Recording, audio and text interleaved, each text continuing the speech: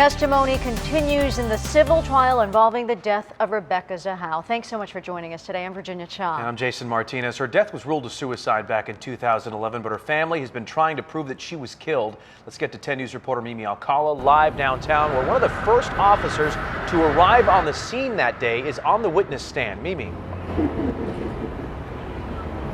Right, Jason, Virginia, and he talked about the moments he arrived at the Spreckles mansion that morning and a footprint that was left behind. Do you know whether or not that footprint on the deck is yours? Personally, I do not, but I've been told that it is.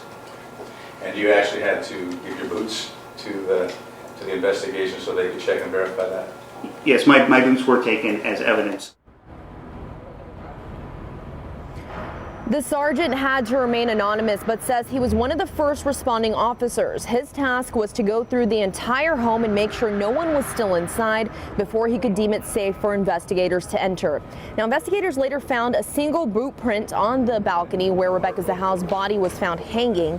That shoe print would end up being a key piece of evidence. Investigators had to find out who it belonged to and if someone else was with Zahau the day her body was found bound and hanging naked at the mansion. The lawyer for Zahau's family questions who the shoe print belongs to still. He believes Adam Shacknai, her boyfriend's brother, was responsible for her death and there at the home that day.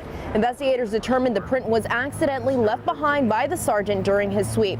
Now, the same sergeant who testified today also says he responded to the home days before when Max Shacknai, Zahau's boyfriend's son, was critically injured during a fall while in her care.